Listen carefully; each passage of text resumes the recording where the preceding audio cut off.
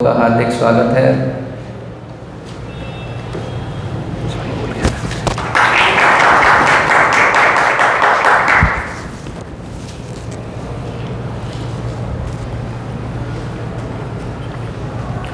अभी जगन्नाथ रथ यात्रा प्रारंभ होने वाली है।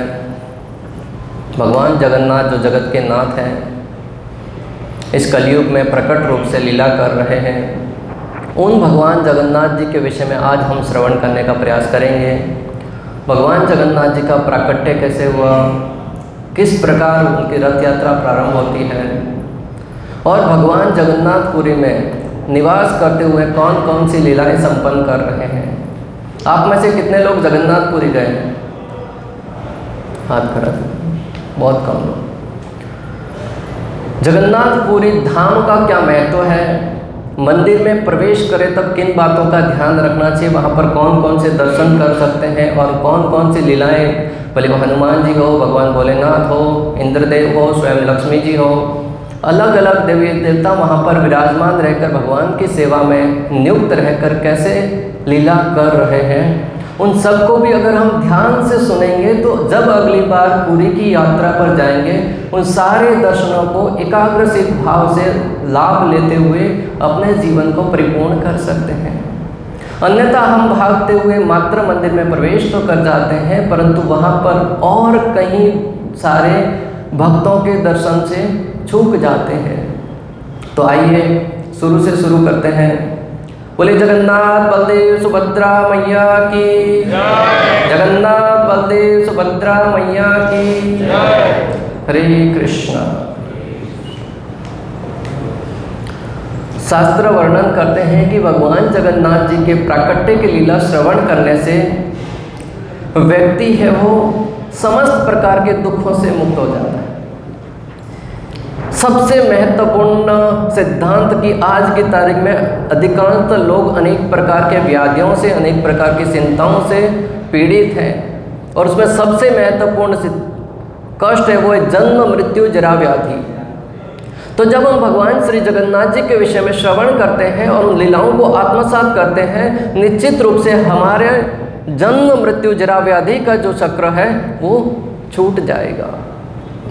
इसलिए आप सबसे करबद्ध निवेदन है, नजरें सामने, सीना तना हुआ, हाथ बगल में, एकाग्रचित भाव से, जिस प्रकार अर्जुन को सिर्फ मछली की आंख दिख रही थी, उसी प्रकार हमें मात्र और मात्र जगन्नाथ जी को सेंटर में रखते हुए इस कथा को श्रवण करने का प्रयास करें, जो हमारे लिए कथा निश्चित रूप से लाभदायक ही होगी।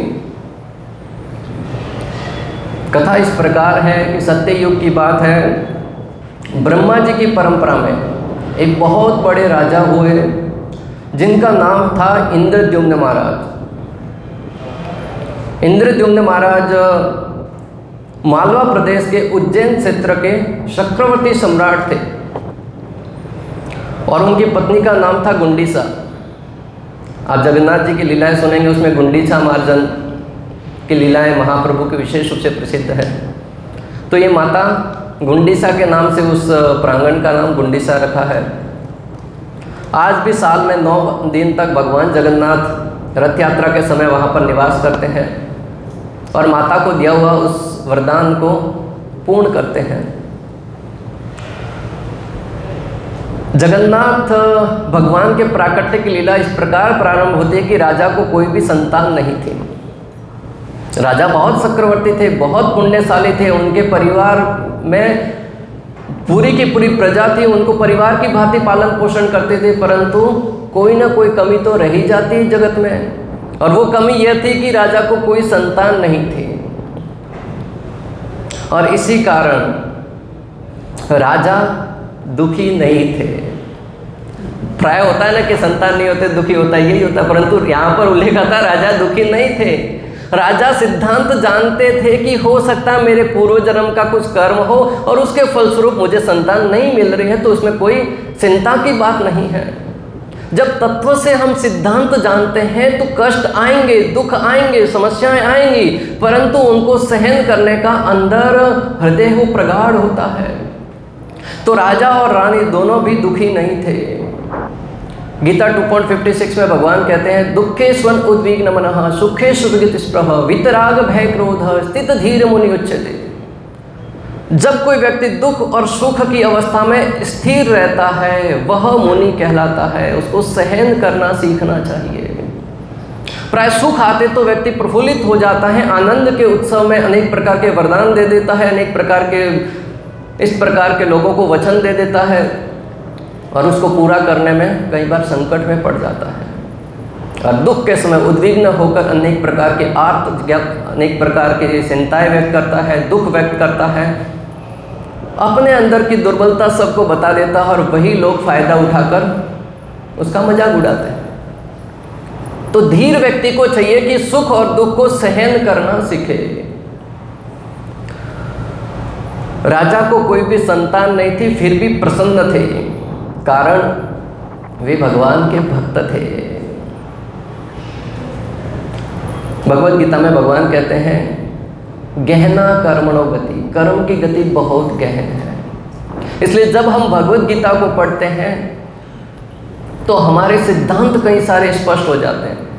कल एक प्रभु जी आकर बता रहे थे कि मैं प्रभुपाद जी की छोटी छोटी पुस्तकें पढ़ रहा हूँ, कृष्ण की और उपदेशामृत। तो बोले जब उन पुस्तकों को पढ़ रहा हूँ तो प्रभुपाद जी इसमें मध्य में तात्पर्य में कई जगह दृष्टांत दिए हैं, भगवद गीता में ऐसा लिखा है, भगवद गीता के श्लोक में ऐसा लिखा है। बोले उस समय मैं समझ पा रहा था कि भगवद गीता का महत्व क्या है। अन्यथा मात्र हम सोचते हैं कि भगवद गीता है, परंतु बोले कि प्रभुपाद जी ने भगवद गीता को कितना महत्व दिया, ये सारे के साथ दूसरी पुस्तकों में भी उन्होंने भगवद गीता को कोट किया है। तब समझता है कि भगवद गीता पढ़ने से हमारे जीवन में स्पष्टता आती है। भगवद गीता को हमें प्राधान्य देना चाहिए ताकि हम सिद्धांत समझकर सुख और दुख में एक भाव रह सकें। लगातार कथा सुनते सुनते राजा इंद्रद्युम्न की इच्छा हुई कि भगवान के दर्शन करें। हमने नवदा भक्ति में पढ़ा ना, प्रथम क्या है, श्रवणम। जब हम कथा सुनेंगे, अच्छे से सुनेंगे तो निश्चित रूप से कीर्तन करने की इच्छा होगी, फिर भगवान की सेवा करने की पूरी नवदा भक्ति का प्रोसेस ही श्रवण से शुरू होता है। सुनने से भगवान कानों के द्वारा हमारे हृदय में प्रवेश करते हैं और जब भगवान हृदय में निवास करना प्रारंभ कर देते हैं तो जीवन की रूपरेखा ही बदल जाती है। एक भक्त कह रहे थे कि 1-2 महीने से वो जीवन में थोड़े से विचलित थे, भक्ति मार्ग से उनको श्रद्धा कम हो रही थी। फिर एकाएक गौरांग प्रभु का लेक्चर उनके समक्ष आया, उन्होंने उसको प्ले करके सुना तो गौरांग प्रभु ने उन्हीं के ज़रूरत की बात बताई कि जब भी आपको भक्ति के प्रति थोड़ी सी इच्छा कम होने लगे, भक्ति से दूर होने लगे, भक्तों का संग मिलना दूर हो जाए, उस समय आपको कुछ विशेष नहीं करना है, मात्र भक्तों के मध्य रहने का प्रयास कीजिए। कथा में बैठकर भक्तों के मध्य बैठे, सुनने में रुचि है नहीं है, बैठ जाइए, भक्तों के साथ बैठकर प्रसाद लीजिए, भक्तों के साथ यात्रा पे जाइए। इस प्रकार जब आप भक्ति के कार्यों को करना प्रारंभ करेंगे, आपकी रुचि स्वतः आ जाएगी। और वो बोल रहे थे कि मुझे इसका अनुभव हुआ कि 1 महीने के भीतर जो मेरी भक्ति के प्रति श्रद्धा कम हो रही थी, और वो क्यों हो रही थी, इधर उधर से अनेक प्रकार के प्रपंच सुन रहे थे कि उस संस्था में तो ऐसा विधि है भक्ति का, वहाँ पर ऐसा बताया जाता है, वहाँ ऐसा बताया जाता है। उनके साथ घंटों घंटों डिबेट करने के कारण भक्ति के प्रति उनकी श्रद्धा कम हो रही थी।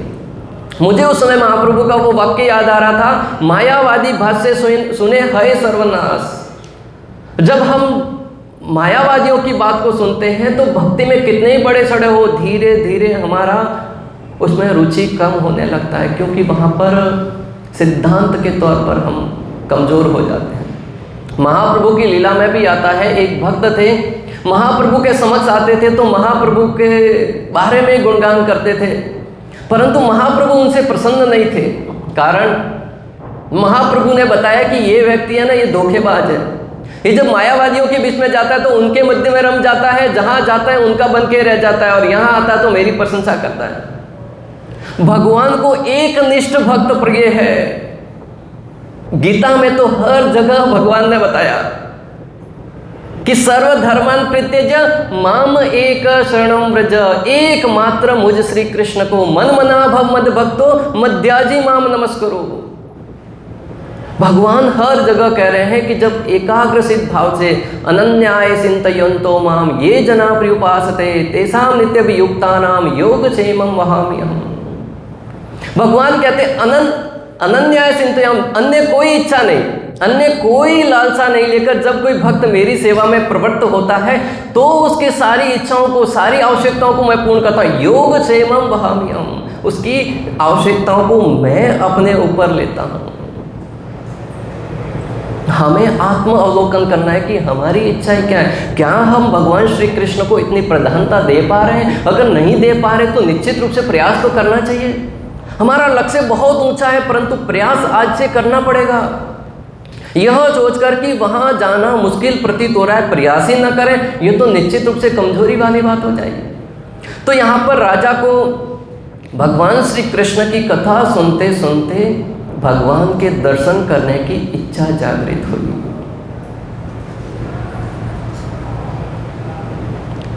शास्त्रों में भी उल्लेख आता है कि ब्राह्मण पत्नियों ने भगवान की कथाएं सुनी थी। तो जब भगवान श्री कृष्ण अपने सखाओं को भेजते हैं कि ब्राह्मणों से मेरे लिए भोजन लेके आओ, आज टिफिन लाना भूल गए, तो ब्राह्मण मना कर देते, परंतु ब्राह्मण पत्नियों के पास जाते हैं तो वो सहर्ष स्वयं आकर देने के लिए आतुर होती, क्योंकि उनको पता है भगवान कौन है। आप देखेंगे रुक्मिणी मैया का दृष्टांत आता है। रुक्मिणी मैया कभी भगवान से नहीं मिली थी, परंतु उनके दरबार में कई साधु आते थे और यह बात आज हमें समझाती है कि साधु संत पहले आते थे तो कथा सुनाते थे। राजा इंद्रद्युम्न का भी यही प्रसंग उनके जीवन में भी आए तो साधु कथा सुनाएंगे, रुक्मिणी मैया को भी कथा सुनाते हैं। और वो कथा सुनते सुनते रुक्मिणी मैया अपना दिल कब भगवान श्री कृष्ण को दे बैठी पता ही नहीं चला। उनके मन में एक और एक मात्र भाव आया कि अगर जीवन में किसी को वरूं तो एक और एक मात्र भगवान श्री कृष्ण का वर्ण करूं, अन्य कोई अभिलाषा नहीं। शिशुपाल जैसा चक्रवर्ती सम्राट का रिश्ता उनके पास आया। हालांकि हमने शिशुपाल की महिमा नहीं सुनी तो हम उसको नालायक कहकर छोड़ देते, परंतु उसकी भौतिक उपलब्धियां बहुत थी जिसके लिए आज हम लालायित रहते हैं। उसके पास इतना ऐश्वर्य है तो वहां पर हमारी बेटी का विवाह या रिश्ता करना चाहिए। शिशुपाल भी कम नहीं था, परंतु माता रुक्मिणी ने उनको छोड़कर भगवान श्री कृष्ण को न्योता भेजा, उनको प्रेम पत्र लिखा। हस्तिनापुर की स्त्रियां जब भगवान श्री कृष्ण हस्तिनापुर आते हैं तो वो अपनी बालकनी में बैठकर भगवान का दर्शन करते, क्योंकि उन्होंने भगवान के विषय में सुना था। बड़े बड़े व्यक्तियों के लक्ष्य भी बड़े ही होते हैं।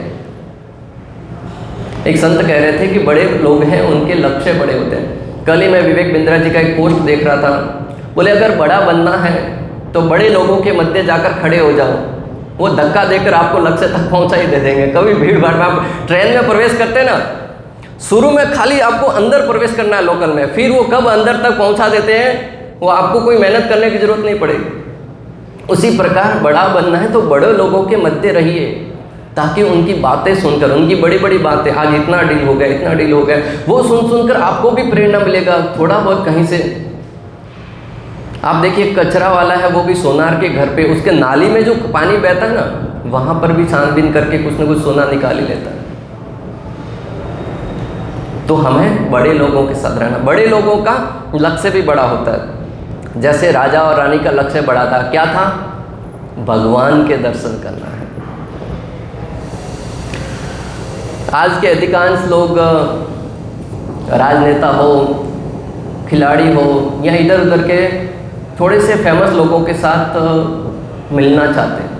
और एक प्रसंग में देख रहा था कि एक व्यक्ति 300 किलोमीटर चल के गया हार्दिक पांड्या से मिलने के लिए। एक व्यक्ति 700 किलोमीटर चल के जाता है महेंद्र सिंह धोनी से मिलने के लिए, और वो 11 दिन तक बाहर तंबू लगा के बैठा रहा। वो व्यक्ति अंदर से बाहर ही नहीं आया, धोनी जी उनको मिलने ही नहीं आए, ऐसा वहाँ पर सोशल मीडिया पर बताया गया। यानी कि हम अगर भगवान को इतनी प्रधानता देंगे, स्वयं भगवान हमको दर्शन देने के लिए, उनका अलग अलग भाव है। ज्ञान के अभाव में हम ऐसी गलतियां करते हैं, परंतु यहाँ पर बताया जा रहा है कि राजा है वो श्रेष्ठ व्यक्ति है और श्रेष्ठ व्यक्तियों का लक्ष्य भी श्रेष्ठ होता है, भगवान से मिलना है। जिस प्रकार गाय का बछड़ा उसकी मैया घास खाने के लिए जाती है, संध्या को राह देखता है कि कब मेरी माता आएगी और मुझे दूध पिलाएगी। जिस प्रकार पतिव्रता पत्नी है वो प्रदेश गए हुए अपने पति की राह देखती है, कब मेरे पति आएंगे, कब मैं उनसे मिलूंगी, उसी प्रकार राजा और रानी राह देख रहे थे जो सबके परम माता पिता हैं। पिता मत्स्य जगतो माता धाता पितामह, उस भगवान श्री कृष्ण भगवान श्री जगन्नाथ जी की राह देख रहे थे, कब प्रभु आएंगे, कब मैं उनका दर्शन करूंगा या करूंगी। और जब हमारी इच्छा प्रबल होती है, प्रगाढ़ होने लगती है, कृष्ण भावनामृत से कृष्ण भगवान श्री कृष्ण को आत्मसात करने की दूरी जो तय करते हैं, कृष्ण भावनामृत से कृष्ण भावना भावित। एक भक्त पूछ रहे थे दोनों में अंतर क्या है, कृष्ण भावनामृत और कृष्ण भावना भावित। तो कृष्ण भावनामृत, एक भक्त ने कहा, बहुत ही सुंदर उत्तर दिया कि विकासशील से विकास की ओर, विकासशील देश होते हैं फिर विकसित हो जाते हैं। उसी प्रकार हम प्रारंभ में मंदिर में प्रवेश करते हैं, कृष्ण भावनामृत का अभ्यास करते हैं, धीरे धीरे हमारी भावना इतनी प्रगाढ़ हो जाती है कि हम कृष्ण के बिना रह ही नहीं पाते। हमारे जीवन का एकमात्र लक्ष्य कृष्ण भावना भावित होना है, श्री कृष्ण को प्रसन्न करना ही है। राजा की वह स्थिति आ गई थी कि उनका लक्ष्य भी जीवन में एक ही बन गया था, मात्र भगवान के दर्शन करना है। और जब इच्छा प्रगाढ़ होती है, राजा की भाव को देखते हुए भगवान श्री कृष्ण के कृपा से राजा के दरबार में एक साधु आते हैं। संतों से ही कृपा प्रारंभ होती है। राजा के दरबार में साधु आते हैं और राजा बड़े भाव से उनकी सेवा करते हैं।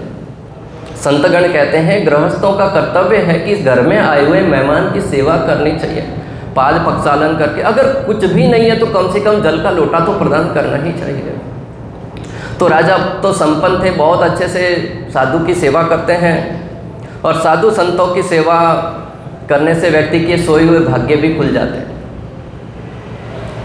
भागवत कथा के प्रारंभ में आप देखेंगे कि आत्मदेव नाम का ब्राह्मण है, उसको कोई संतान नहीं थी, जंगल में जाता है, साधु से उनका मिलन होता है, तो साधु वहाँ पर उनको फल देते हैं, उससे उनको संतान की प्राप्ति होती है। तो हमारे जीवन में भी अगर भाग्य उदय नहीं हो रहे तो संतों की सेवा कीजिए, वैष्णवों की सेवा कीजिए, साधु सदृश भक्तों की सेवा कीजिए, भाग्य खुल जाएंगे। आज के जीवन में हम देख रहे हैं लोग अधिकांशतः दुखी हैं क्योंकि संतों की सेवा से छूट रहे हैं, संतों की सेवा से दूर हो रहे हैं। सेवा तो करना दूर की बात है भक्तों, संतों का अपमान करने का एक भी अवसर नहीं चूकते हैं। आज तो हमारे पास सोशल मीडिया है, बोलने की स्वतंत्रता है, अवसर आया हाथ छूकते ही नहीं है। पता नहीं कौन सा संत किस अवस्था में, किस परिस्थिति में क्या लीला कर रहे हैं, परंतु हमारे सामने जैसा ही अवसर आता है, जैसे ही प्रसंग आता है, उसमें कुछ लिखे बिना नहीं रह पाते हैं, अलग जैसे वीडियो भी बना देते हैं। मुझे रिसेंट की एक घटना याद आ रही है, देवकी नंदन ठाकुर जी के बारे में लोग कई प्रकार के उनके पुत्र को लॉन्च कर दिया, उन्होंने ऐसा कर दिया। मैं सोच रहा था कि वो ब्रज में जन्म लिया है, ब्रजवासी है, ब्रज में जन्म लिए हुए किसी सिटी या किसी छोटे से जीव को भी अपराध करने का क्या फल हो सकता है। एक विदेश की एक महिला थी, वृंदावन में आती है और जब वो वृंदावन में 7 दिन रहने के बाद पुनः अपने देश को लौटती है तो होता यूँ है कि एक छिपकली उनके बैग में रह जाती है। उसका भाव देखिए, वहां जाकर देखते छिपकली उनके बैग से निकली है, वो सोचते वृंदावन की छिपकली है, उसको भाग्य से वृंदावन में जन्म मिला था और मैंने उसको ब्रज से अलग कर दिया। वो धनवान नहीं थी, पता नहीं छिपकली खाती क्या है, डॉक्टर के पास जाकर सारी जानकारी अर्जित करती है, उसको अच्छे से पोषण करती है और रिटर्न टिकट निकालती है उधार लेकर कि मैं इसको ब्रज छोड़ने जाऊंगी। आप हमारे में से क्या किसी के अंदर ऐसा भाव आ सकता है, ब्रज से कुछ लाभ लिए वापिस छोड़ने जाने का भाव, जबकि हमारा तो निकट ही स्थान है। वो रिटर्न टिकट ले आती है और छिपकली को वृंदावन छोड़ने के बाद वापिस जाती है। मैं विचार कर रहा था कि भाव कितना उत्तम है। तो ब्रज में जन्म लेने वाले संतों के प्रति विशेष रूप से सेवा न कर पाओ, आप अपने लिए हृदय की बात बता दूं, कभी भी अपमान मत कीजिएगा। वृंदावन जाते हैं, भले वो रिक्शा चालक हो या कोई भी व्यक्ति हो, सिद्धांत कुछ भी कहता हो, आप सही भी हो सकते, परंतु मत उलझिए भक्तों। हम जा रहे हैं भक्ति प्राप्त करने के लिए, परंतु वहां जाकर अपराध करके आ जाएंगे। हो सकता है वो वहां के हैं तो कभी आपसे धन ज्यादा भी ले लें। हम तो लाखों रुपए दान यूं ही दे देते हैं, 10-20 रुपए एक्स्ट्रा चला जाएगा तो क्या अंतर पड़ता है। ब्रजवासी के तो पास जा रहा है। यहां फिर पहले स्पष्ट बात करके जाइए कि इतना लक्ष्मी देंगे, बाद में मत उलझिए। कब किस व्यक्ति के मुख से क्या अंदर से दुआ निकल जाए या बद दुआ निकल जाए, हमारा सर्वनाश हो सकता है। अतः संतों की सेवा का क्या महात्म्य है यहां पर समझ में आ रहा है। उस साधु ने राजा से कहा कि वर्तमान में भगवान प्रकट हुए हैं। इतनी बात सुन के राजा है वो आतुर हो गए, कहाँ प्रकट हुए, मुझे भगवान का दर्शन करना है। तब उस साधु ने कहा कि जो कोई उनकी पूजा करता है उनको करोड़ों पाप है वो नष्ट हो जाते हैं, और जो उस चतुर्दशी मूर्ति जगन्नाथ, बलदेव, सुभद्रा मैया और सुदर्शन चक्र के सेवा करता है वह मुक्ति को प्राप्त हो जाता है। इतना कहकर साधु वहां से चले गए। अभी जगन्नाथ भगवान के प्रकट होने की लीला यहां से प्रारंभ होती है। जैसे साधु ने कहा भगवान जगन्नाथ के दर्शन करने चाहिए, भगवान जगन्नाथ, बलदेव, सुभद्रा मैया और सुदर्शन चक्र के रूप में प्रकट हुए हैं। राजा ने तुरंत अपने सैनिकों को आदेश दिया कि 3 महीने का समय देता हूं। जिस भगवान का यहाँ उल्लेख किया है उस साधु ने उस भगवान को ढूंढ कर लेके आओ। सैनिक है वो राजा का एक आदेश पाकर निकल जाते हैं। बहुत ढूंढते हैं, परंतु भगवान को ढूंढना कोई हमारे भौतिक सामर्थ्य पर निर्भर थोड़ा ही करता है। भगवान को ढूंढने के लिए आध्यात्मिक पूंजी की आवश्यकता होती है। कुछ वर्षों पहले की बात है, हम वृंदावन गए थे दंडवत परिक्रमा में। वहाँ पर एक ब्रजवासी मिले, हमारे साथ साथ परिक्रमा कर रहे थे। वो कह रहे थे कि एक बलशाली व्यक्ति आए थे, बोल रहे थे मैं 500 उठक बैठक मारता हूँ, 300 सूर्य नमस्कार मारता हूँ, मैं तो ये दंडवत परिक्रमा है वो 3 दिन में संपन्न कर दूंगा। उस ब्रजवासी ने बताया कि एक दिन वो दिखे, दूसरे दिन वो रिटर्न टिकट बांध के अपने घर की तरफ चल दिए। अपने अहंकार को लेकर आप गिरिराज जी के सामने अपना प्रदर्शन नहीं कर सकते। ब्रजवासियों के संग में ऐसी बातें सुनते हैं ना तो हृदय में वो श्रद्धा प्रगाढ़ होती है कि भगवान के पास जाएं तो अहंकार लेकर नहीं, सब कुछ। इसलिए तो मंदिर में प्रवेश करते हैं तो चप्पल निकालने के लिए एक स्थान है, और जब थैली लेते हैं ना उसमें चप्पल के साथ साथ अपना मान सम्मान पद प्रतिष्ठा सब वहीं रख दीजिए। अगर एक थैली कम पड़े तो 2 ले लीजिए, परंतु सब कुछ उसी में रख के फिर मंदिर में जाए। क्योंकि किसी के पास अधिक होता है वैभव, ऐश्वर्य, धन, संपदा, तो अहंकार भी अधिक हो सकता है। तो 1 से 2, 2-3 ज़्यादा भी लेंगे, कोई मना नहीं करने वाला। यहाँ पर अधिक रखी हुई है।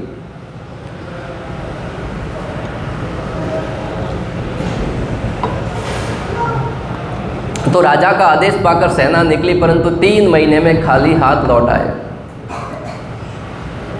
तब भगवान की प्रेरणा से राजा के दरबार में एक ब्राह्मण का पुत्र आता है जिनका नाम था विद्यापति। वो राजा को आश्वासन देते कि मैं उस भगवान की खोज करूंगा। जब सारे रास्ते बंद हो जाते हैं तो भगवान एक रास्ता खोलते हैं। जब राजा को यह बात कानों में प्रवेश करी तो राजा पूर्ण प्रसन्न हो गए। ब्राह्मण ने वचन दिया है तो निश्चित रूप से पूरा होगा। विद्यापति नीलाद्रि पर्वत की तलेटी में प्रवेश करते हैं और वहाँ जाकर उस गांव में गांव बचा हुआ था, वहाँ पर एक घर में निवास करते हैं। ब्राह्मण को आया हुआ देखकर सारे के सारे नीलाद्रि के लोग हैं वो उनकी सेवा करते हैं। विद्यापति है वो सबरों के राजा विश्ववसु के घर में ठहरते हैं। विश्ववसु का इतिहास आचार्यों के अनुसार इस प्रकार है। वो रामायण में अंगद थे, फिर द्वापर युग में जरा नाम के शिकारी बने जिन्होंने भगवान के पाँव में तीर मारा। फिर भगवान ने उनको आश्वासन दिया कि कलयुग में मैं प्रकट होऊंगा तब आपसे सेवा स्वीकार करूंगा। तो वो कलयुग में विश्ववसु नाम के व्यक्ति बनते हैं और भगवान जगन्नाथ जी की नीलाद्रि पर्वत पर सेवा करते हैं, नील माधव की। विश्ववसु की एक कन्या थी जिसका नाम था ललिता। तो अभी राजा का कार्य करना है, श्रेष्ठ कार्य करना है, तो जो कुछ उसमें करना पड़ेगा। तो वहाँ पर विद्यापति है वो विश्ववसु का रहस्य जानने के लिए कि वो भगवान कहाँ रहते हैं, वो कहाँ जाते हैं, उनकी कन्या के साथ, ललिता के साथ विवाह कर लेते हैं। एक ब्राह्मण है और एक सबर जाति में जन्म लेने वाले सामान्य विश्ववसु उनकी कन्या के साथ विवाह किस लिए करते हैं? भगवान की सेवा के लिए, राजा को प्रसन्न करने के लिए। भगवान जगन्नाथ नीलाद्रि भगवान है, नीलाचल भगवान है, वो किसे राजा की सेवा में आ सके। और जैसे ही उनके साथ उनका विवाह हो जाता है तो अपनी पत्नी से पूछते हैं कि आपके पिताजी कहाँ जाते हैं। अभी विवाह हो गया तो पत्नी झूठ भी नहीं बोल सकती पति से, पर तो आचार्यगण कहते हैं कि पत्नी को अपने पति से झूठ नहीं बोलना चाहिए, इससे उनके पुण्य क्षीण हो जाते हैं। एक संत कह रहे थे कि परंतु पुरुष है वो अपने पति से झूठ बोल सकते हैं, और वो हवाला दे रहे थे श्रीमद् भागवतम का। जब वामन देव है वो बलि महाराज के पास जाते हैं तो बलि महाराज उनको सब कुछ देने की प्रतिज्ञा ले लेते हैं। तब शुक्राचार्य, जो कवि भगवान भगवद गीता में कहते हैं कि कवियों में शुक्राचार्य हों, वो शुक्राचार्य कहते हैं स्त्रीषु नर्म विवाहे सव्रती थे प्राण संकटे गो ब्राह्मणर्थ हिंसायाम नानृतम चाजुगुप्सितम, कि स्त्री से विवाह करने के लिए, हाँ यहाँ पर भी पद है कि आप कन्या से विवाह करना चाहते हैं तो लंबी लंबी फेंक सकते हैं, झूठ बोल सकते हैं कि मेरे पास इतना साम्राज्य है, ये है वो है।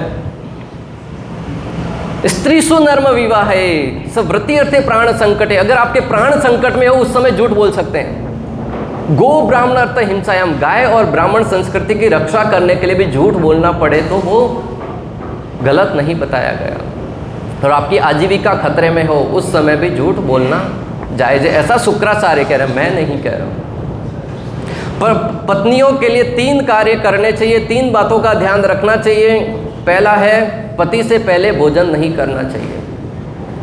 विवाह के समय वो श्रीमाली जी हैं, वो भी कान में कहते हैं, या सार्वजनिक रूप से भी कहते हैं कि अगर आपको ज़्यादा भूख लगे तो कोठारे में मोड़ो गालेन भोजन कर जो, परंतु पति रहे पहला सामान्यतः भोजन नहीं करना चाहिए, नहीं तो पुण्य क्षीण हो जाते।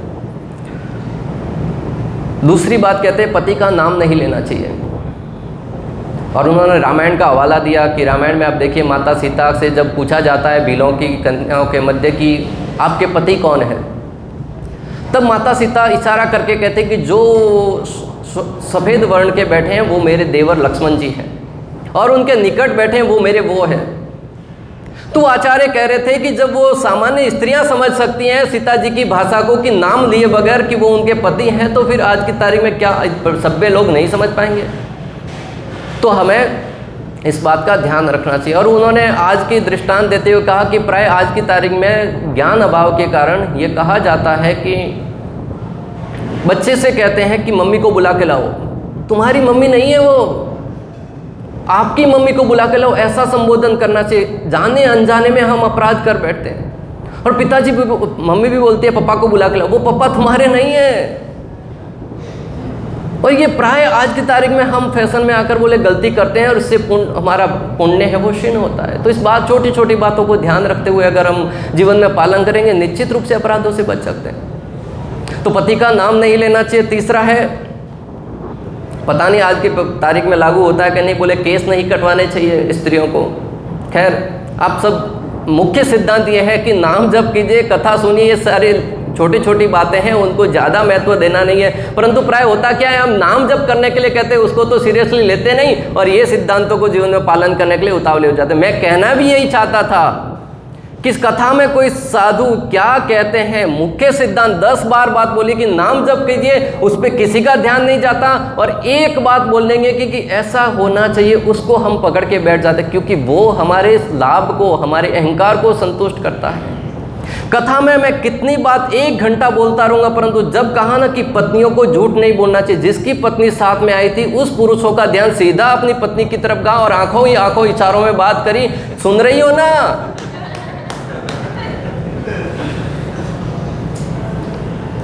तो मैं आपको जो बताना चाहता हूं कि हमें शास्त्रों के उस मर्म को ग्रहण करना चाहिए। ऐसा ना हो कि इस बात को लेकर घर जाकर झगड़े होने लगे। तो बेटी ने आग्रह किया कि पिताजी बता दीजिए आप कहाँ जाते हैं। प्राय पिता होते हैं वो पुत्र से हो सकता है कठोर व्यवहार करें, परंतु पुत्री के साथ कठोर व्यवहार नहीं कर सकते, अंदर से बहुत कोमल होते हैं, पुत्री की बात को नहीं टाल पाते। तो पिता ने बता दिया कि नीलाद्रि पर्वत पर जाता हूँ, विद्यापति को भी अपने साथ ले जाओ, आपके जमाई भी आपके साथ आना चाहते, आपके बाद वो सेवा करेंगे। विश्ववसु बुद्धिमान थे, बोले कहीं ये मेरे भगवान को लेके न चला जाए, इसलिए उनके आंखों पर पट्टी बांध देते हैं। फिर बोले कि मैं साथ में लेके जाऊँ, रास्ता नहीं बताऊंगा, आप मेरे साथ चलिए। परंतु विद्यापति भी ब्राह्मण थे, बुद्धिमान, अपने साथ राई ले लेते हैं और जिस रास्ते से जा रहे थे उस थैली में एक होल कर देते हैं, जहाँ से जा रहे हैं वो राई के दाने गिरते जा रहे हैं, और राई का स्वभाव है वो तुरंत उग जाती है। इसलिए राजस्थान में एक समय की बात है कि एक राज्य में कोई तो कमज़ोर दीवार थी, मिट्टी की बनी हुई थी, तो उसके सैनिकों ने बताया कि इस दीवार को अगर जानना है कच्ची दीवार कौन सी है तो वहाँ पर राई के दाने फेंकिए, जहाँ पर राई उग जाएगी पता चल जाएगा। तो उस राज्य में जितनी राई थी उसको एकत्रित करने के लिए मुंह मांगा भाव देते गए, लोगों को लगा और भाव बढ़ेगा, किसी ने संभाल के रखा।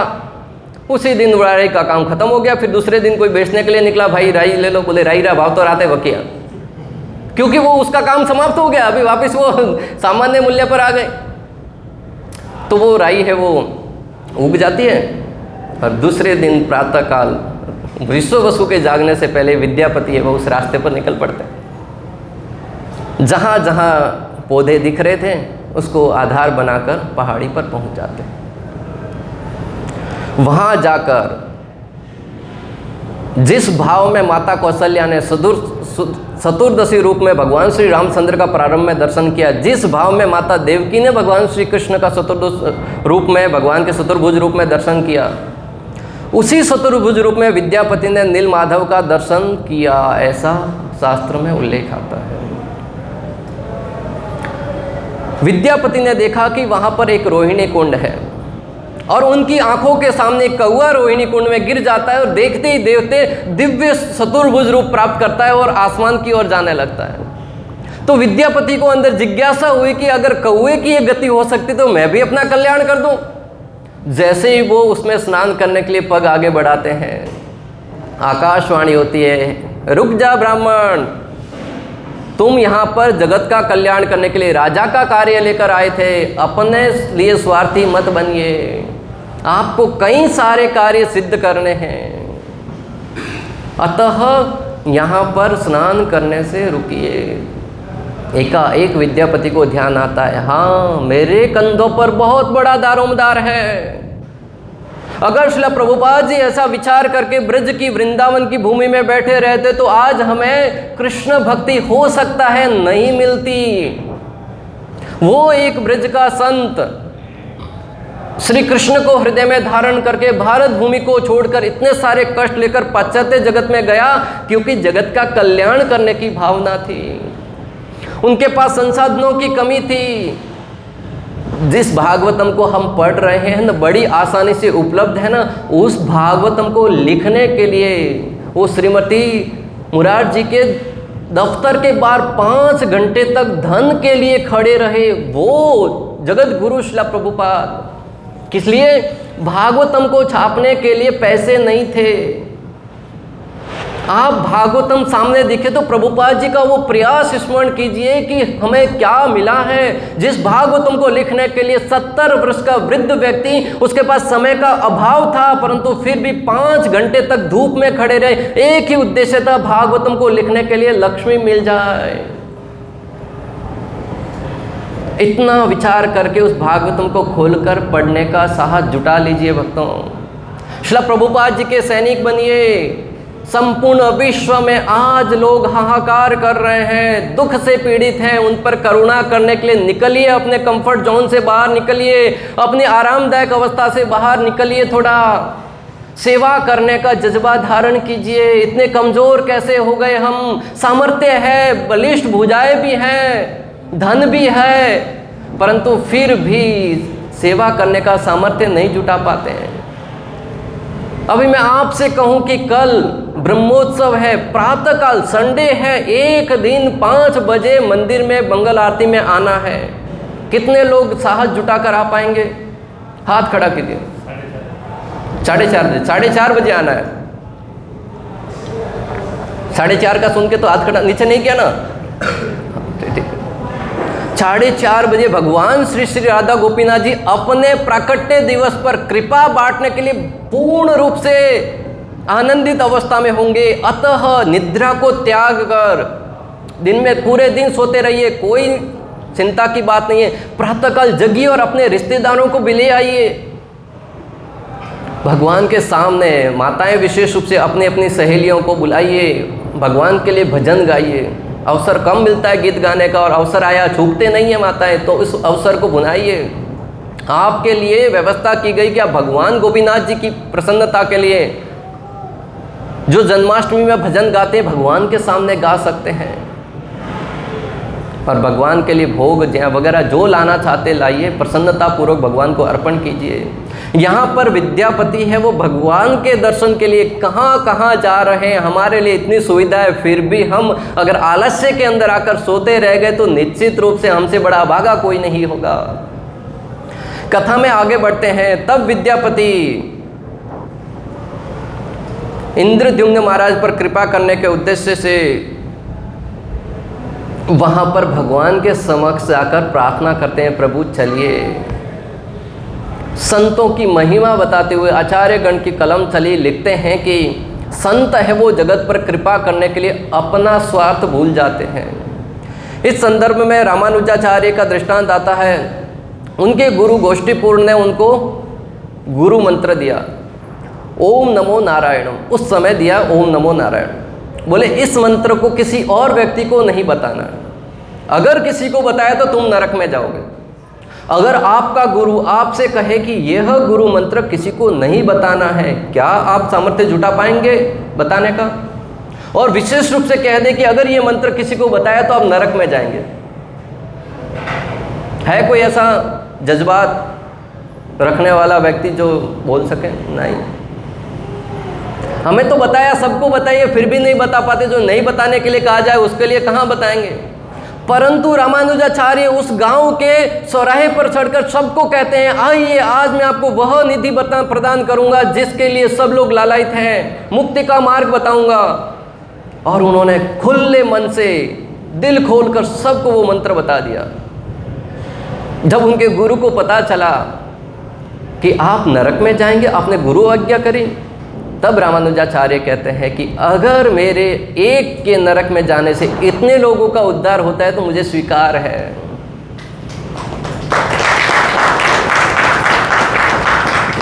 यह है संतों की महिमा।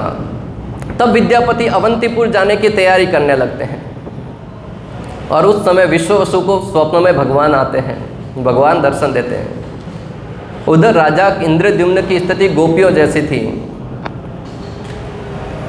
भगवान के विरह में तड़प रहे थे। जब भगवान श्री कृष्ण ब्रज को छोड़कर मथुरा जाते हैं, गोपियां हैं वो बहुत आतुर होती हैं, भगवान को देखे बगैर आंखों से अश्रुधारा बहती रहती हैं। माता यशोदा के तो आंखों से अश्रु रुक ही नहीं रहते हैं, रुकते ही नहीं है। अगर भागवतम को पढ़ेंगे 10वें स्कंद में जहाँ उल्लेख आता है, वहाँ पर माता यशोदा का भाव देखकर, ब्रजवासियों का भाव देखकर स्वाभाविक हमें भी रोना आ जाए। पेड़ पौधों से पूछती है, क्या तुमने मेरे कृष्ण को देखा है? पक्षियों से पूछती है क्या मेरे कृष्ण को देखा है, पत्थरों से पूछती है निर्जीव वस्तु से क्या मेरे कृष्ण को देखा है, लताओं से पूछती है। इस प्रकार का विलाप करते हुए पहनने का, वस्त्र पहनने का सुध बुध नहीं है, खाने पीने का सुध बुध नहीं है, किसी प्रकार का कोई ध्यान नहीं, एकाग्रसित एक ही लक्ष्य है, कृष्ण कहाँ चले गए। तो यहां पर राजा इंद्रद्युम्न का भी वही स्थिति था।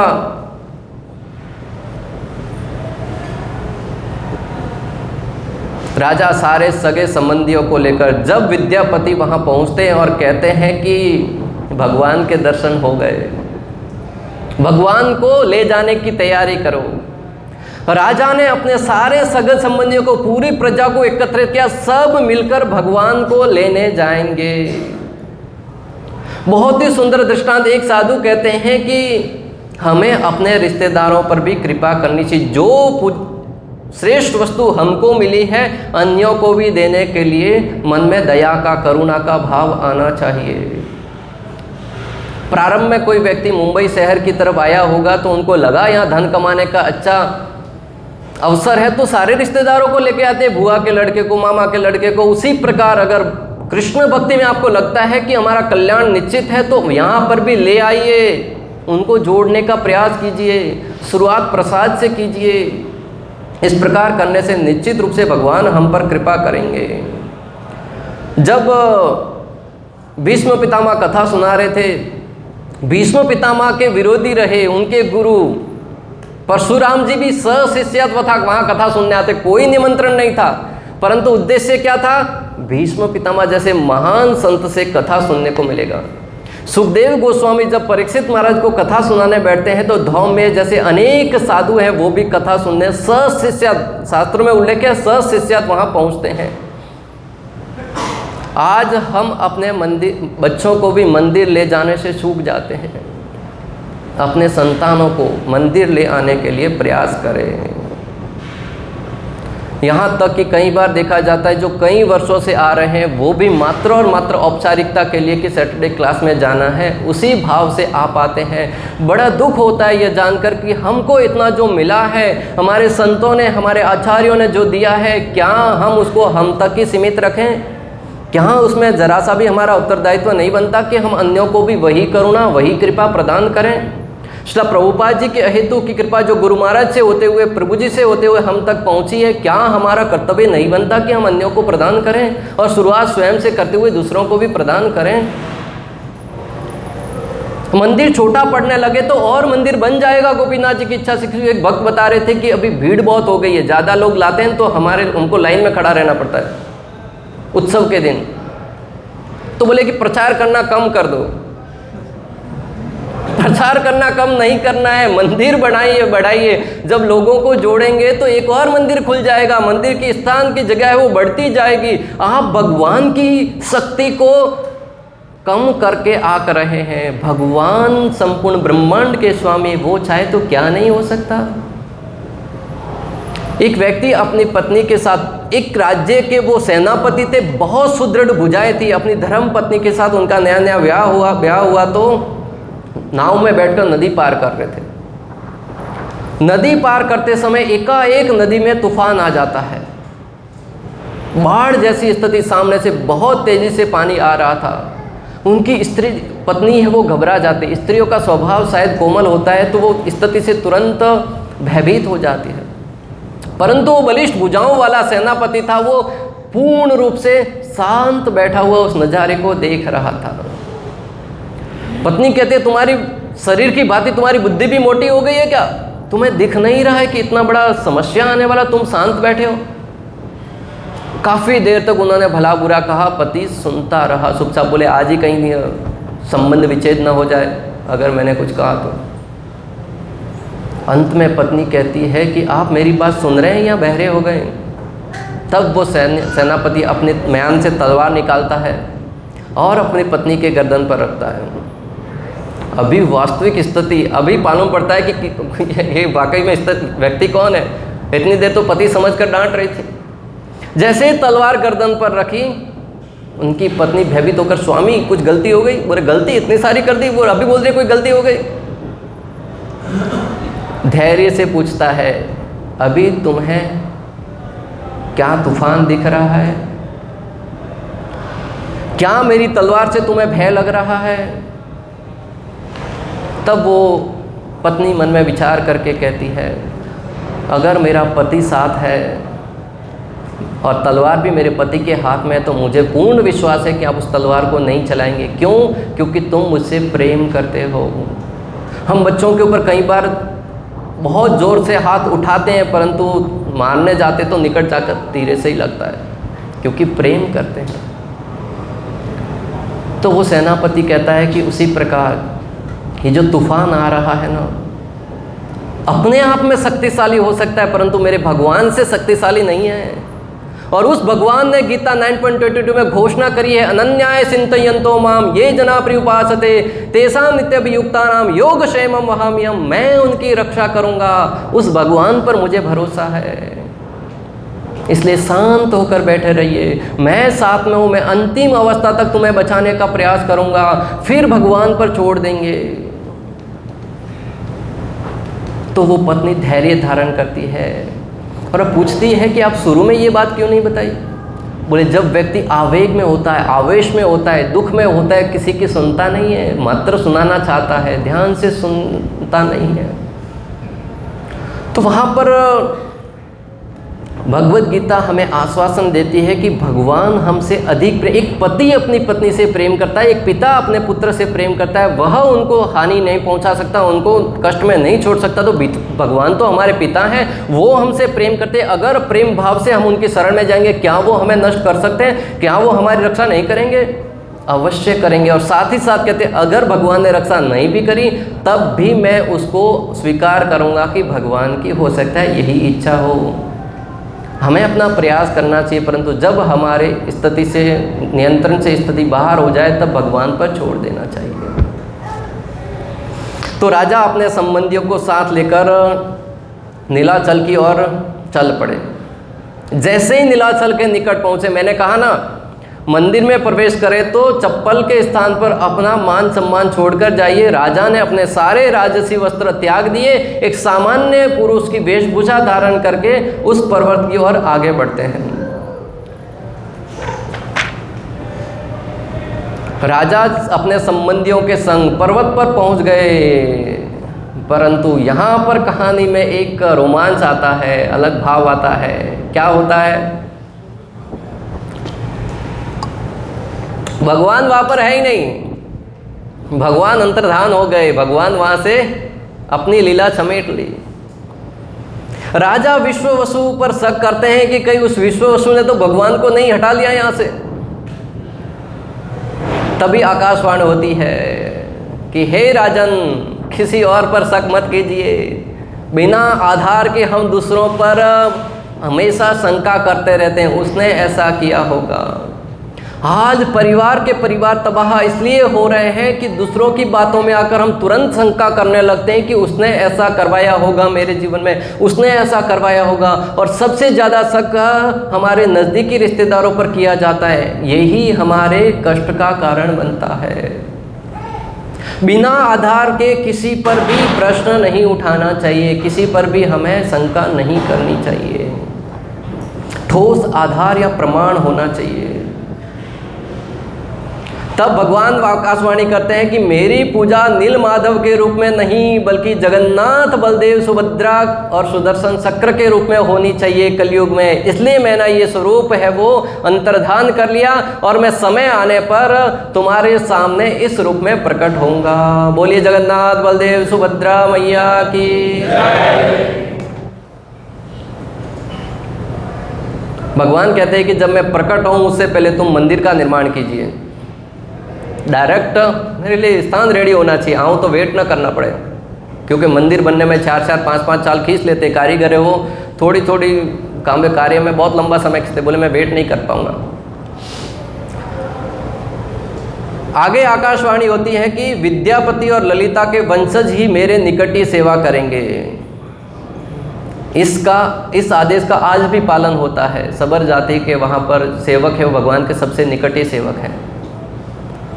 आगे आकाशवाणी होती है कि मंदिर का कार्य पूर्ण होने पर ब्रह्मा जी स्वयं अपने हाथों से मेरी प्राण प्रतिष्ठा करवाएंगे। अभी अखिल ब्रह्मांड नायक आ रहे हैं तो कोई सामान्य पुरोहित की थोड़ी जरूर वहाँ पर चलेगी, स्वयं ब्रह्मा जी को आना पड़ेगा। तो ब्रह्मा जी अपने हाथों से मेरी प्राण प्रतिष्ठा करेंगे। राजा इंद्रद्युम्न यह बात सुनकर ब्रह्मा जी को लेने के लिए ब्रह्मलोक को जाते हैं। जब भगवान के आदेश पर ब्रह्मलोक से वापस आते हैं ब्रह्मा जी को लेकर, तब तक यहाँ पर तो कई युग बीत चुके होते हैं, क्योंकि ब्रह्मा जी के वहाँ पर तो समय बहुत धीरे चलता है। यहाँ का समय कई राजा महाराजा आकर चले गए। जब राजा ब्रह्मा जी को लेकर यहाँ पर आते हैं, उस समय उड़ीसा के राजा थे वो गल माधव थे। उसका अर्थ है ठग माधव। आचार्य ने उसका अर्थ बताया, ठग माधव वो राजा थे, वो धोखेबाज थे, अच्छे राजा नहीं थे। उस समय काफ़ी वर्ष बीत जाने के कारण वो मंदिर है वो रेत में दब गया था। गल माधव नाम का राजा जब वहाँ से घोड़े पर सवार होकर जा रहा था तो उनके घोड़े का पाँव पड़ा मंदिर पर, और मंदिर के गुंबद पर पड़ा तो उसके घोड़े को दर्द हुआ तो वो रुक कर देखता है, खोदता है तो वहाँ से मंदिर निकलता है। आज भी खुदाई में मंदिर निकलते हैं ना, वो उस समय भी खुदाई में मंदिर ही निकल रहे थे। तो जैसे ही उसने मंदिर खोला, मंदिर की भव्यता को देखकर राजा को इच्छा हुई कि इसमें तो माधव प्रभु की मूर्ति विराजमान होनी चाहिए। किसकी? माधव प्रभु। कौन से माधव प्रभु? वो स्वयं खुद की मूर्ति। राजा है तो अपनी मूर्ति। माधव प्रभु अपने आप को बोल रहे माधव प्रभु की मूर्ति स्थापित होनी चाहिए। ये तो मंदिर है वो हमारे लिए, ये तो मंदिर में दोनों अपने लिए वो अपनी मूर्ति स्थापित करते हैं और नाम रखते हैं माधव प्रभु। सुनने में लगेगा कि भगवान है। राजा वहाँ आते हैं तो राजा कहते हैं कि ये मंदिर तो मैंने बनाया था। गल माधव कहते हैं ये तो मैंने बनाया, और उस समय के लोग कहते हैं कि ये तो इनकी उससे प्रकट हुआ है। उस समय वहाँ पर स्कंद पुराण में उल्लेख आता है कि वहाँ पर कछुआ है वो निवास कर रहा था। कछुए ने गवाही दी कि ये मंदिर स्वयं राजा इंद्रद्युम्न ने बनाया था, क्योंकि कछुआ है वो कई वर्षों तक जीता है। पता नहीं आपको सही बात है कि नहीं, बोले कई वर्षों तक जीता, उनकी आयु है बहुत लंबी होती है। वो वहाँ पर विद्यमान थे। स्कंद पुराण में उल्लेख आता है कि वहाँ पर एक वट वृक्ष था, वहाँ पर कागभूषण जी निवास कर रहे थे और उनको अमर होने की वरदान मिला हुआ, अमर होने का। उन्होंने भी गवाही दी कि ये मंदिर स्वयं राजा इंद्रद्युम्न ने बनाया है। तीसरी गवाही आकाशवाणी के माध्यम से स्वयं भगवान देते हैं कि यहाँ पर ही मेरे विग्रह स्थापित होने चाहिए। फिर प्रश्न आता है कि प्रभु आपने कहा था मैं प्रकट होऊंगा, परंतु आपका विग्रह कहाँ मिलेगा? मंदिर तो मिल गया परंतु विग्रह कहाँ मिलेगा? तब वहाँ पर बाकी मोहन नाम का एक समुद्र है, वहाँ पर तैरती हुई 3 लकड़ियाँ आती हैं, बहुत विशालकाय, जहाँ उन लकड़ी को उठाने के लिए हजारों सैनिक लगा दिए राजा ने, परंतु उस लकड़ियों को उठा नहीं पा रहे थे। जैसे माता सीता ने उस धनुष को, शिव धनुष को खेल खेल में उठा लिया, उस धनुष को उठाने के लिए रावण जैसे व्यक्ति और बड़े बड़े सेनापति हैं वो भी सक्षम नहीं हो रहे थे, उसी प्रकार इन लकड़ियों को उठाने में कोई भी सैनिक सक्षम नहीं हो रहा था। तब वहाँ पर एक वृद्ध व्यक्ति, एक युवक और एक कन्या आती हैं। वो कहते हैं कि हम आपकी सहायता करेंगे, और उनकी सहायता से एक ही बार में वो उस तीनों लकड़ियों को तीनों एक एक करके उठा लेते हैं, और राजा के आदेश से वो उस लकड़ी को राजा के महल में ले जाते हैं। वो तीनों कौन थे? विश्ववसु, विद्यापति और ललिता। भगवान ने कहा था कि वो मेरी निकट ही सेवा करेंगे। वो तीनों व्यक्ति आते हैं और वो तीनों लकड़ी को उठाकर राजा के वहाँ ले जाते हैं। लकड़ी लेकर गुंडीसा मंदिर महल में प्रवेश करते हैं और वहाँ रख दी जाती है। अभी प्रश्न उठता है कि उसकी कार्विंग कौन करेगा, मूर्ति का रूप कौन देगा? अनेक कारीगर आते हैं और दावा करते हैं कि मैं मूर्ति बनाऊंगा, परंतु जैसे ही अपनी सैनी से हथौड़ी मारते हैं, हथौड़ी टूट जाती है, सैनी टूट जाती है, अनेक प्रकार के विघ्न आते हैं, कोई भी व्यक्ति उस मूर्तियों का, उस विग्रह का निर्माण नहीं कर पाता। तभी दूर से एक वृद्ध व्यक्ति चलते हुए आता है, राजन मैं विग्रह का निर्माण करूंगा। राजा कहते हैं युवा लोग थक गए, आपका क्या सामर्थ्य है? कहते हैं कि मैं करूंगा। राजा कहते ठीक है, नहीं से तो अच्छा कोई तो प्रयास करें। वो स्वयं विश्वकर्मा थे। भगवान विश्वकर्मा वहाँ आते हैं और उस विग्रह का निर्माण करने के लिए प्रयास करते हैं, परंतु कहते हैं कि मेरी एक शर्त है। क्या शर्त है? बोले 21 दिन तक मैं इस विग्रहों का निर्माण करूँगा, कोई भी व्यक्ति उस समय तक दरवाज़ा खोलना नहीं चाहिए, तब तक मैं बाहर नहीं आना चाहता। राजा उस वृद्ध व्यक्ति को अवसर देते हैं और वो कार्य प्रारंभ कर देते हैं। 11वें दिन जाकर राजा दिन में 10 बार जाकर मंदिर के बाहर सुनते थे, काम चल रहा है ना, काम चल रहा है ना, क्योंकि आतुरता है, विग्रह कब बनेंगे, कब प्रकट होंगे, अंदर भाव है। तो दिन में 10 बार 15 बार जाकर सुनते थे कि काम चल तो रहा है। 11वें दिन जाके अंदर से आवाज़ आनी बंद हो जाती है। एक दिन वेट करते हैं कि शायद वृद्ध व्यक्ति था, थक गया होगा तो विश्राम कर होगा। दूसरे दिन भी वेट करते हैं, तीसरे दिन भी वेट करते हैं, 14वें दिन जाकर उनको शंका होती है कि कहीं कितने समय तक लेना है कसम, ठीक है 5-10 मिनट और लेके आज के सत्र को हम भगवान के विग्रहों का निर्माण करवा देते हैं, फिर आगे की कथा अगली बार लेंगे। तो 14वें दिन राजा को शंका होती है कहीं वृद्ध व्यक्ति अंदर मृत्यु को तो प्राप्त नहीं हुआ। इस भाव से जैसे ही कपाट खोलते हैं, क्योंकि राजा का इंतजार खत्म हो गया।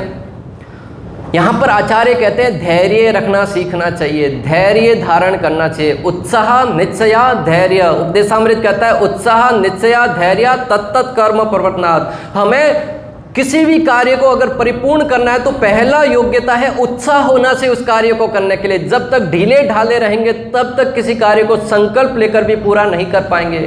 दूसरा है निश्चय, दृढ़ निश्चय होना चाहिए कि हाँ मैं इस कार्य को संपन्न करके ही रहूँगा।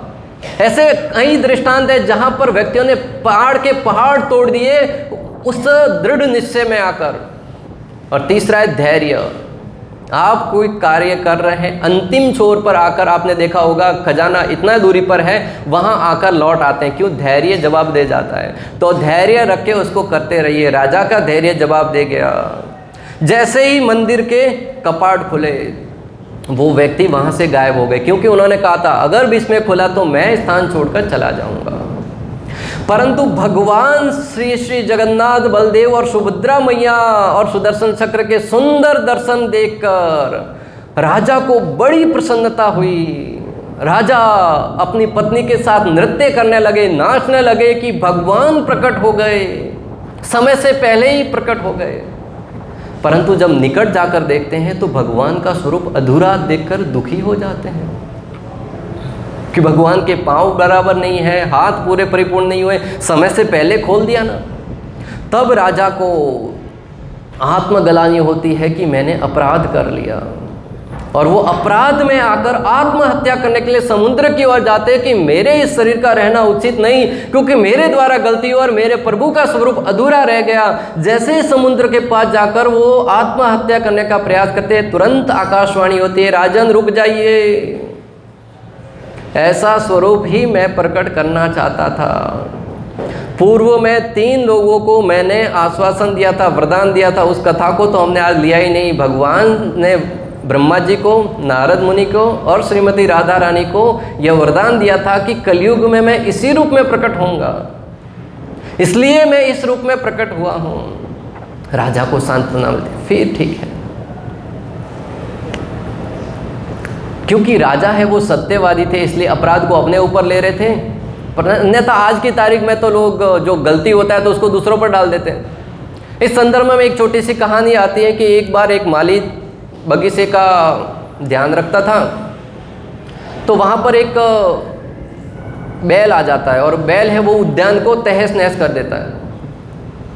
वो माली उस फूलों को प्रतिदिन ले जाकर भगवान भोलेनाथ को अर्पण करता था। सब लोग प्रशंसा करते थे कितने सुंदर बगीचे का निर्माण किया है, और माली को भी अच्छा लगता था, हाँ हमने निर्माण किया है, फूल इतने सुंदर उगाए। उस दिन उस क्रोध में आकर धारदार हथियार से उस बैल की हत्या कर देता है। पूरी सभा में प्रश्न उठता है मालिक जी को क्या सजा दी जाए। तब वो अपने बचाव में वो बगीचे का मालिक कहता है कि ये हत्या मैंने नहीं की है, ये हत्या मैंने नहीं की है। किसने की है? इंद्रदेव ने की है। कैसे? बोले कि शास्त्रों के अनुसार हाथ में इंद्रदेव का निवास होता है और ये तलवार मेरे हाथों ने चलाई है, इसलिए इंद्रदेव ने हत्या की है, मैंने नहीं कि सजा देनी है तो इंद्रदेव को दीजिए। तुम यहाँ पर राजा अपने ऊपर लेते हैं उसका अपराध का जिम्मा, और आज के जगत के लोग अपराध है वो दूसरों पर डालते हैं और श्रेष्ठ कार्य उसका श्रेय स्वयं लेते हैं। जब निकट से देखा तो भगवान का अधूर स्वरूप देखकर राजा को दुख हुआ और उस दुख को निवारण के लिए वो आत्महत्या करने जाते हैं। फिर आत्महत्या करते समय आकाशवाणी होती है और उस आकाशवाणी से आश्वासन पाकर राजा वापस जब आते हैं तब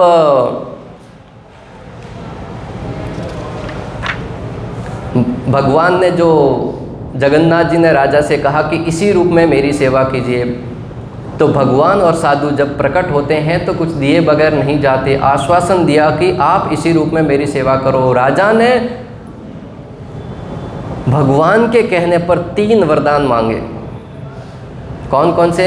पहला वरदान मांगा कि मेरा वंश यहीं समाप्त हो जाए। हम वंश वृद्धि की इच्छा करते हैं और राजा ने कहा मेरा वंश यहीं समाप्त हो जाए। आचार्यों की कलम चली, राजा ने ऐसा वरदान क्यों मांगा? बोले अगर मेरा वंश चलता रहेगा तो इस मंदिर पर अपना अधिकार बताएगा कि मेरे पिताजी ने मंदिर बनवाया, और वो एक व्यक्ति के विशेष के लिए मंदिर बन के रह जाएगा और उसको हो सकता है अपना धन कमाने का जरिया बना ले, परंतु वंश ही नहीं रहेगा। तो आप मेरा पुत्र बन के रहिए और मैं इसको, मेरे वंश को यहीं समाप्त करना चाहता हूँ। दूसरा वरदान मांगा रानी ने कि गुंडीसा से आप कहीं भी मत जाइए। रानी गुंडीसा ने कहा कि मुझे छोड़कर मत जाइए। तब भगवान कहते हैं मैं जाऊंगा। रानी इतनी स्वार्थी मत बनो कि मुझे अपने तक सीमित रखो, परंतु मैं आश्वासन देता हूं कि मैं आपको मिलने आता रहूंगा। तब मैया कहती आपने माता यशोदा का भी दिया था आश्वासन, परंतु आए क्या वापस लौट के? बोले नहीं, उस समय तो मैं 100 वर्ष के बाद शायद आया, परंतु इस बार मैं वरदान देता हूं कि साल में 9 दिन तक तुम्हारे पास रहने के लिए आऊँगा। और रथ यात्रा के मध्य गुंडीसा में भगवान 9 दिन तक निवास करते हैं।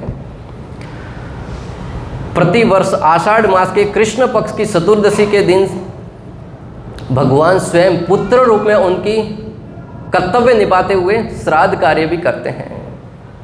मीराबाई कहती है कि इस जग के व्यक्ति को क्यों वरूं जो आज है कल मर जाए, मैं तो उस सावरे का वर्ण करूंगी जो नित्य है। इस प्रकार दूसरा वरदान भगवान से मांगा कि आप हमारे पुत्र रूप में रहिए, और तीसरा वरदान उन्होंने मांगा कि 24 घंटे में से कम आप 20 घंटे भक्तों को दर्शन दीजिए। तो आज भी भगवान, बाकी मंदिर है वो रात को 9-10 बजे कपाट बंद हो जाते हैं, परंतु जगन्नाथ भगवान के कपाट है वो रात को 4 बजे तक दर्शन देते रहते हैं। मुझे याद है हम एक बार गए थे जगन्नाथपुरी, काफ़ी देर घूमने के बाद जयंती प्रभु, मैं, अर्जुन प्रभु, अशोक प्रभु दर्शन करने के लिए आए, तो सोचा कि मंदिर तो अभी बंद हो गया रहेगा नियम के अनुसार, परंतु किसने कहा जाओ खुला है, भाग के गए तो मंदिर खुला था, दर्शन हो गए। तो इन 3 वरदानों के साथ रात को 1 बजे भगवान का दर्शन बंद होता है और 4 बजे पुनः खुल जाता है। 4 घंटे के लिए भगवान जगन्नाथ जी के मंदिर का कपाट बंद रहता है। तो आज के सत्र को हम यही विराम देते हैं। आगे की कथा अगले समय संभव हुआ तो प्रारंभ करेंगे। आपकी उत्सुकता, आपकी जिज्ञासा, भगवान जगन्नाथ ने चाहा तो हम आगे की लीला भगवान के मंदिर परिसर की, भगवान के वहाँ पर अनेक स्थान है, देवस्थान, उनकी लीला करेंगे और भगवान के रथ यात्रा की भी लीला संपन्न करेंगे।